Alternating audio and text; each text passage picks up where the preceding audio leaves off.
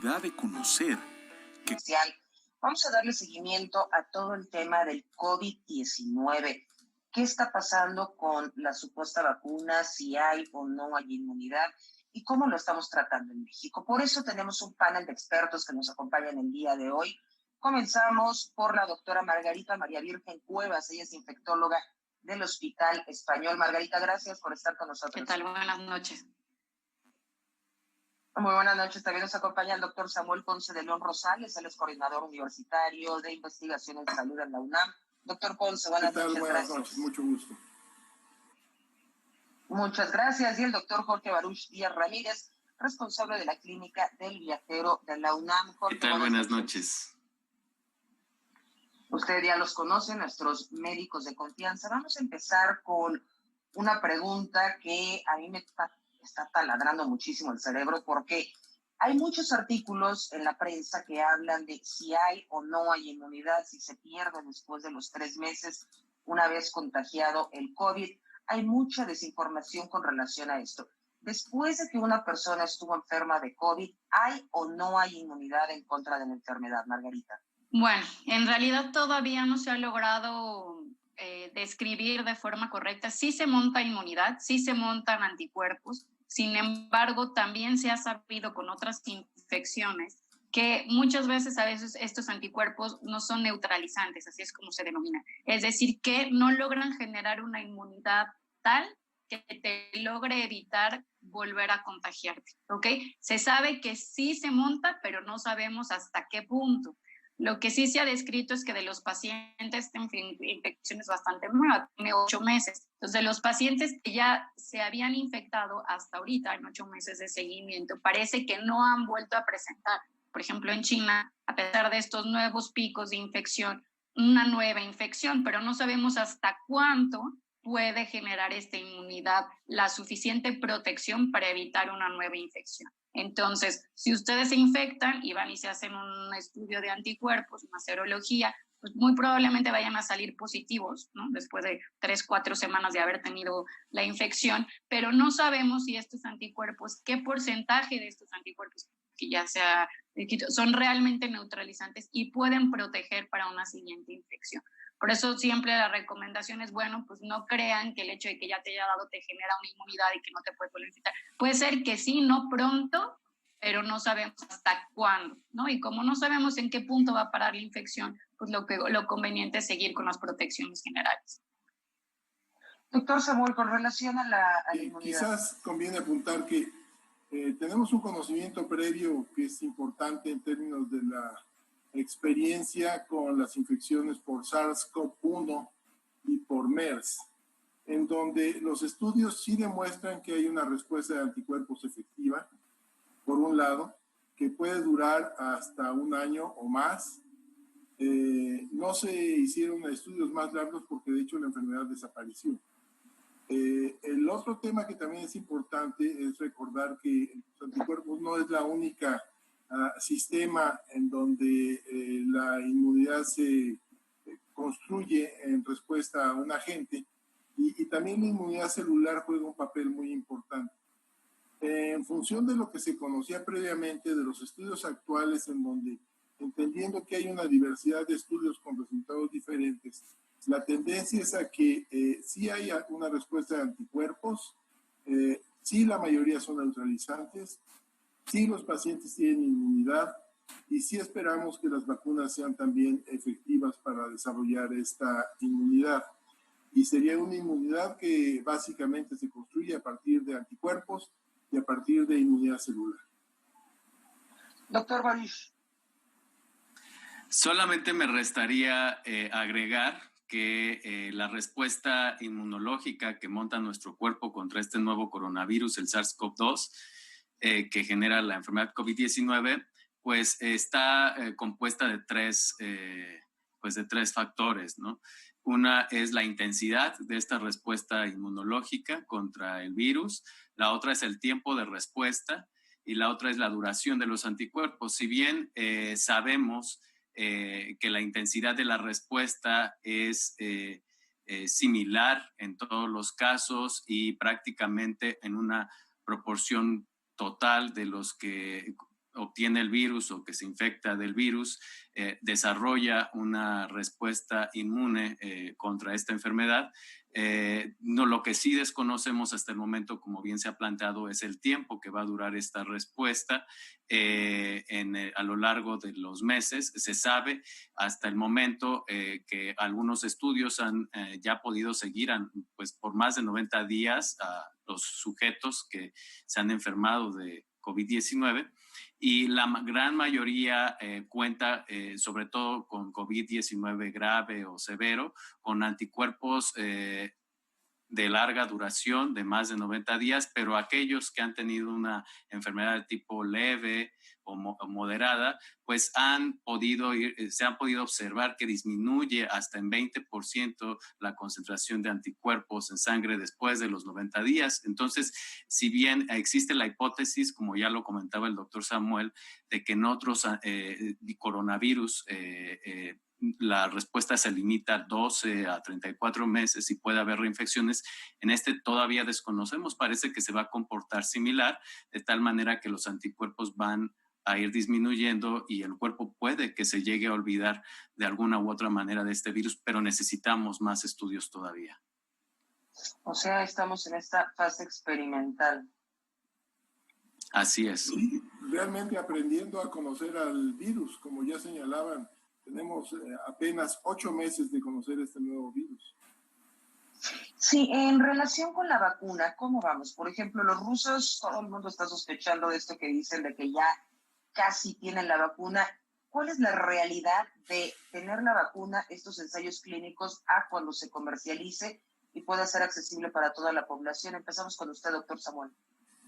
Bueno, la historia realmente es muy interesante. Hace 6 meses yo dudaba realmente que fuéramos a tener varios prototipos listos para investigación en las fechas que ya están programados. De hecho, ya hay estudios de fase 3. Esto sí ha sido sorprendente, la evolución que ha tenido la rapidez de la respuesta en términos del desarrollo tecnológico y la evolución de la capacidad para desarrollar los prototipos. Tenemos ahorita pues cerca de 15 prototipos muy adelantados, avisos de que, por ejemplo, China efectivamente está vacunando a su ejército ya y Rusia está vacunando a su ejército y a los maestros también con sus vacunas que desarrollaron localmente. Y tenemos otras compañías muy importantes, desde luego Sanofi en una asociación con GlaxoSmithKline, Moderna, la vacuna de AstraZeneca junto con la Universidad de Oxford. Son desarrollos punteros que seguramente van a tener prototipos listos para pues tener conclusiones en términos de desarrollo de estudios clínicos en los próximos meses, quizás antes de fin de año. Lo veremos. El tema es que probable que sí lo vayamos a lograr, pero todavía queda una larga historia por desarrollarse de aquí en adelante, porque tendrá que decidirse si va a ser una dosis o 2 dosis, si la vacuna va a requerir, cuál va a ser la capacidad industrial que se requiere para fabricar la vacuna, echar a andar ese proceso industrial de fabricación de vacuna que tendrá que contemplar la producción de billones, de miles de millones de dosis de vacunas. Y una vez fabricada la vacuna se tiene que distribuir al mundo. Este es un reto tan importante como cualquiera de los pasos previos. Seguramente se va a tener que distribuir a través de cadena de frío. Esto quiere decir que tiene que ir refrigerada. Entonces, el reto logístico para armar esto implica que aunque en el mejor de los escenarios tengamos un prototipo listo para entrar a industrialización a principios de este próximo año, en 2021, seguramente la vacuna va a distribuirse pues progresivamente a lo largo de 2021, 2022 y una vez que llegue a cualquier lugar a nivel nacional, el país tiene que desarrollar su propia estrategia de distribución nacional y de aplicación de la vacuna. Y tendrán que aplicar pues, a muchos millones de habitantes lo antes posible el biológico, y este representa un reto adicional. La vacuna no es efectiva cuando se publiquen las noticias que alguien tiene un prototipo. La vacuna existe hasta que alguien se la aplica por vía nasal, por vía subcutánea, por vía intramuscular en el organismo. Hasta ese momento realmente la vacuna es efectiva. Vamos a hacer una pausa, pero regresamos con la misma respuesta de la doctora Margarita y el doctor Jorge Baruch. Ya volvemos.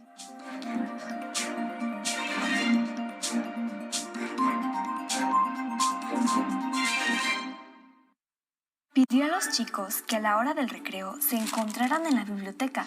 Empezó planteando el problema, a ver si el culpable se declaraba: ha desaparecido un libro y necesito encontrarlo. ¿Quieres saber qué sigue? Ahora que toca quedarnos en casa para cuidar de nuestra salud, aprovecha y lee con tu familia los libros de la colección Árbol. Son gratis y están en INE.mx. En México, tú cuentas conmigo, yo cuento contigo. Contamos todas, contamos todos. INE.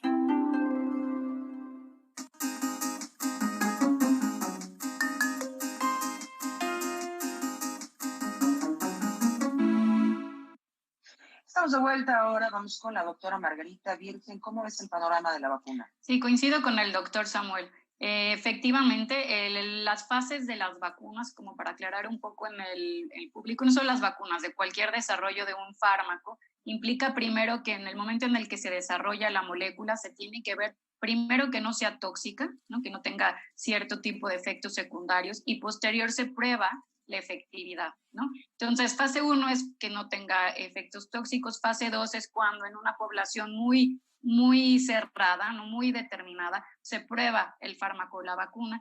Fase 3, que es en la que está, como comenta el doctor Samuel, la mayoría de las vacunas punteras, implica que es una cohorte de personas mucho más ampliada para ver que efectivamente, ya sea diferentes poblaciones, diferentes edades, diferentes personas con alguna comorbilidad, realmente se monte una respuesta.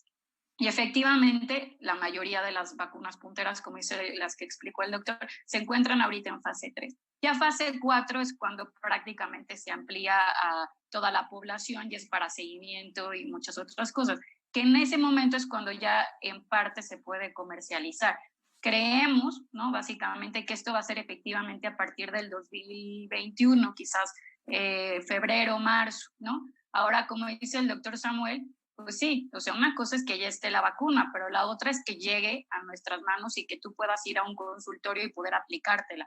Este tema de distribución, pues es realmente muy complejo en el sentido de que, sí, como decía el doctor, es muy probable que se vayan a requerir por los estudios para un buen estímulo más de una dosis, efectivamente. Y la otra es que, pues primero tendrán que vacunarse de la misma forma que influenza a las poblaciones vulnerables, es decir, a pues, los extremos de la vida o las personas que tengan alguna comorbilidad, el personal de salud y posterior al resto de la población. Pero bueno, esto sin duda es una estrategia que el gobierno tiene que implementar, porque pues va a pasar lo mismo que con los cubrebocas y el alcohol gel. En el momento que haya en algún punto, todo el mundo se va a abalanzar, ¿no? Por querer vacunarse. Y pues yo creo que tiene que ser una estrategia muy bien implementada para que realmente llegue a la población inicialmente que esté en más riesgo de poder complicarse, ¿no? Y sobre todo el tema de la distribución y la producción, porque seguramente la primera producción pues va a ser para los países hegemónicos. Exacto. Doctor Baruch.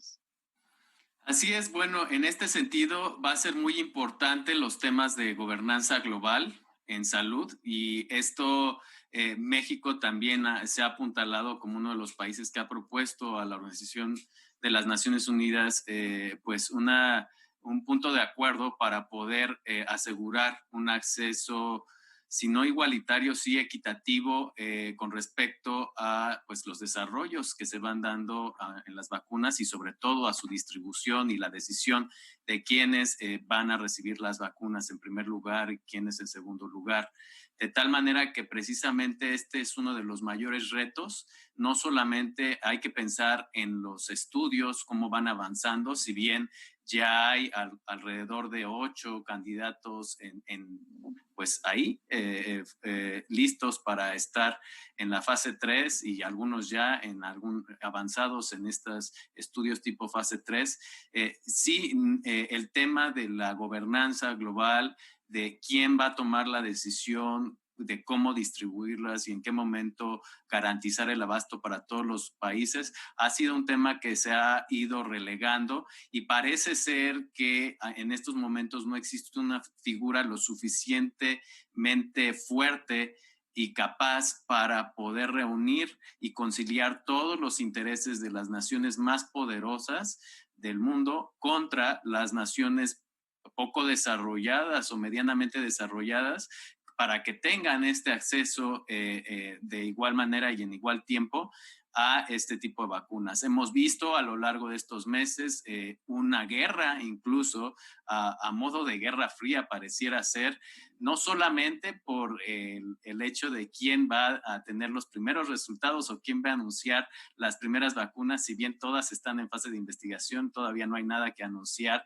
de manera pública, de manera comercial, pero sí también ha habido una guerra detrás de cámaras en donde se invierten grandes sumas de dinero con el fin de asegurar los primeros lotes o de garantizar para países como el Reino Unido o países como Estados Unidos el acceso completo a lotes, a los primeros lotes de vacunas.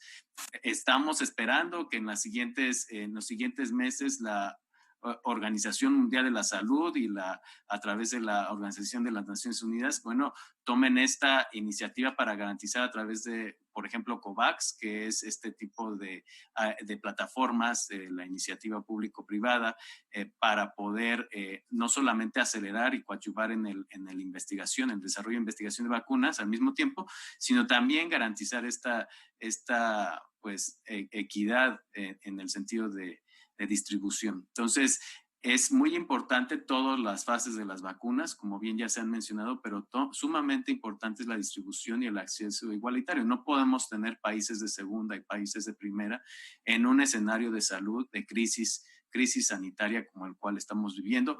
De lo contrario, no hemos aprendido nada si es que vamos a ver este tipo de accesos restringidos. Jorge, no podemos, pero sí lo tenemos, ¿no? O sea, pues la realidad, lamentablemente las tenemos y tenemos que trabajar para que no sea así, para que estos escenarios sean más equitativos. Precisamente uno de los objetivos de los organismos multinacionales es precisamente balancear el balance del poder y el balance al acceso de los bienes de salud. Justamente con lo que están comentando, tenemos 2 minutitos, entonces nos vamos a ir muy rápido con cada uno de ustedes. La Organización Mundial de la Salud ha hecho correctamente su trabajo. Mucho se habla que hizo un llamado tardío para la pandemia, que no se ponían de acuerdo con el tema de los cubrebocas. Estados Unidos reprochándole el tema de China. Doctor Samuel, ¿la Organización Mundial de la Salud ha estado a la altura? Bueno, quizás lo primero que debería de apuntar es que desde luego la decisión de Estados Unidos de retirarse lo ejecuta en el peor momento para tomar esta decisión. Afecta gravemente la capacidad de operación o afectará gravemente la capacidad de operación de la institución. Pero simultáneamente también hay que reconocer que la organización es un aparato burocrático que reacciona muy lentamente a muchas de las situaciones que tiene que responder más ágilmente. Ha sucedido ahora y también en otras ocasiones, en otras epidemias, ha cometido desde mi punto de vista varios errores significativos. El llamado a las pruebas por parte del director general creo que fue completamente fuera de lugar, más cuando consideramos que el 80% de las naciones afiliadas a la organización no podían realizar las pruebas. Así que desde el escritorio en Suiza era fácil hacer el llamado por parte del director. Y finalmente yo no criticaría la decisión de los cubrebocas. Yo creo que este es un escenario en donde venimos aprendiendo día con día las características del virus. En un principio, en enero, en febrero todavía, suponíamos que la transmisión era efectivamente solo a través de gotas. Hay una serie de estándares para prevenir las infecciones que se transmiten por gotas. Hoy sabemos que también es por vía aérea, además del contacto, desde luego. Y hoy sabemos que el uso de cubrebocas se convierte en un factor crucial para poder contener la transmisión, no solo a través de personas infectadas, sino evitando que nos infectemos. Esto es algo que tiene una lógica intrínseca que es absolutamente clara, y también un soporte científico que ha venido creciendo en estas semanas. Así que el tema no debería ser mayor discusión, pero no es el principal problema de la OMS, son los otros los que yo creo que han sido realmente cruciales. Y un último apunte nada más en términos de la distribución de vacunas y quién va a recibir los primeros lotes. Claramente lo definen las inversiones que ya se han hecho. No a manera necesariamente de guerra, sino de un proceso de inversión en donde algunos gobiernos invierten cientos y miles de millones de dólares para favorecer la estrategia WARP, que así le dijeron en Estados Unidos para el desarrollo de vacunas, y que se ha convertido realmente, yo diría que efectivamente en una velocidad WARP, y eso lo han pagado y evidentemente van a requerir que su inversión se justifique obteniendo dosis suficientes para sus poblaciones inicialmente. Es algo que tendrían que aprender todas las naciones. Hay que pagar por lo que se quiere entender. Por supuesto, vamos a hacer una pausa. Regresamos con la respuesta del doctor Jorge Baruch, la doctora Margarita, con relación a si la Organización Mundial de la Salud ha estado o no a la altura de la pandemia. Ya volvemos.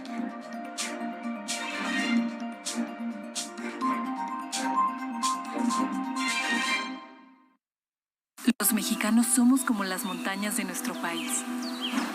Nos levantamos sobre la tierra cuando parece que no hay camino. Como los ríos, somos una corriente que nada ni nadie puede detener. Y como los volcanes, tenemos el corazón de fuego. Por eso, cuando el mal tiempo pase, seguiremos de pie, demostrando las veces que sean necesarias que nada nos detiene. Gobierno de México.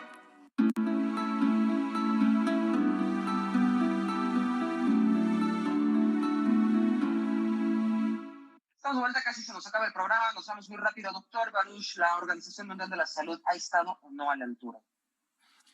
Bueno, sin lugar a dudas, ante una crisis sanitaria de estas dimensiones, una pandemia un nuevo virus prácticamente desconocido hasta antes de diciembre del 2019, implica muchos retos que no, pues ningún país, ninguna organización internacional pues es capaz de ir a la par o avanzar a la par de un virus tan contagioso que rápidamente se volvió pandémico. Sin lugar a dudas, la Organización Mundial de la Salud ya traía arrastrando algunos temas sumamente importantes como lo es el gobierno, el tema de imponer algunas reglas a través del Reglamento Sanitario Internacional para garantizar incluso la menor afectación posible de otras esferas si en caso de que se detectara algún brote, alguna pandemia. Esto se vio por completo rebasado desde un inicio. El Reglamento Sanitario Internacional precisamente es para evitar restricciones de viaje en la medida de lo posible ante un brote de estas características, y vimos que prácticamente más del 90% de los países cerró sus fronteras en los primeros meses, incluso semanas, después de haberse declarado la pandemia, cosa que afectó gravemente los suministros de insumos médicos, el traslado de personal esencial sanitario, en fin, y la seguridad alimentaria.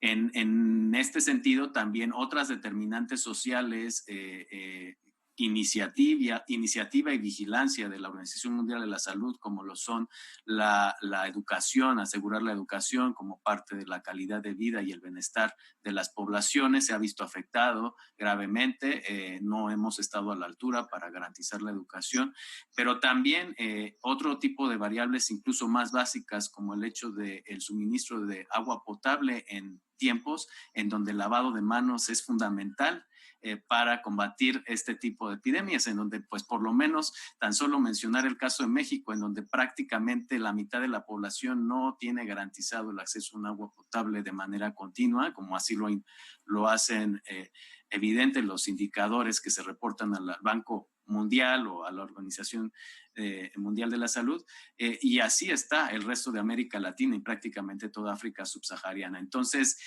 sin lugar a dudas, la Organización Mundial de la Salud ha estado a veces presente y a veces no, básicamente con una pata coja.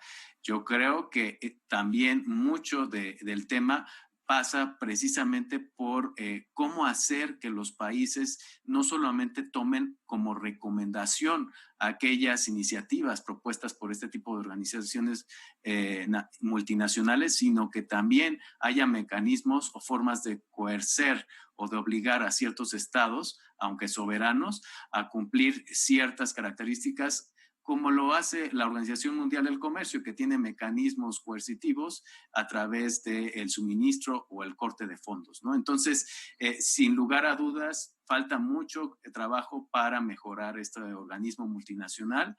En las siguientes pandemias tendremos que implementar nuevos mecanismos para que sea más efectiva. Esperemos que así sea. Rápidamente, casi nos vamos, doctora Margarita, y te pediría agregar, ¿cómo ves que ha actuado México? Si nos puedes dar tu respuesta en un minutito para que tengamos la conclusión de los otros doctores. Sí, sin duda la OMS y el gobierno se han visto rebasados, ¿no? En cuestión de toma de decisiones, en cuestión de tiempos, en mucho sentido, en cuestión de difusión de información, porque pues realmente hubo un punto en el que había mucha confusión entre lo que sonaba en las redes versus lo que decía el gobierno, y también pues dos caras también de forma pública, cosa que también genera pues conductas inadecuadas en la población al momento que una parte te dice que tienes que tomar cierto tipo de acciones y visiblemente otra parte hace pues, actitudes totalmente distintas, ¿no?